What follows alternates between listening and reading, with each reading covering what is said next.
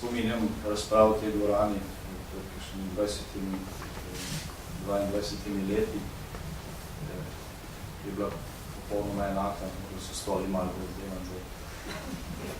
Vzdušje je bilo bolj napeto, takrat, in če pogledamo to razliko v času od tistih razprav, do danes seveda vidimo, da je šla ta naša generacija, ki je doživljala to razliko skozi veliko stvari.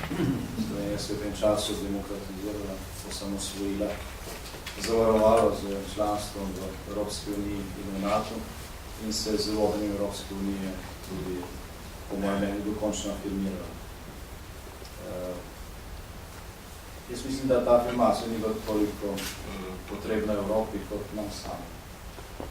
Ker kamorkoli v Evropi pride zadnja leta, nimajo nobenih dvomov o tem, da je Slovenija ne samo sposobna preživeti, ampak da je sposobna tudi zelo dobro funkcionirati, ko pogledajo naše performanse in vidijo, kako se s hitrimi koraki približujemo povprečni razvitosti Evropske unije, od katere smo bili odaljeni zelo daleč, zelo veliko, še 10 let nazaj, potem seveda ni nobenega dvoma.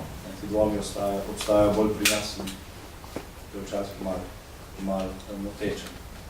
Izkušnje, ki si jih je nekaj tisoč ljudi v Sloveniji neposredno pridobilo z vodenjem Evropske unije, bodo koristile v prihodnjem obdobju z različno težo na različnih področjih, tudi v tem smislu, da poznamo zdaj marsikatere rešitve, na katere smo naleteli, ko smo reševali probleme drugih, pa tega prej nismo vedeli. Evropa ni tali ni lonec, to ni nov svet, kot je bilo prej rečeno. To je, kako bi rekli, družina enakopravnih narodov, če obstaja kakšna skupnost v svetu, kjer so države različne po velikosti, enakopravne, tudi dejansko. Potem se mi zdi, da je to Evropska unija, pa je vsaj dobro približe k temu. Ampak to ni, po mojem mnenju, ključna stvar. Ključna stvar je to, da ima Evropska unija v 27 državah članicah veliko dobrih rešitev.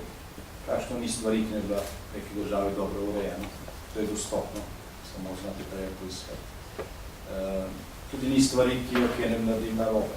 Tudi z tega se da veliko naučiti.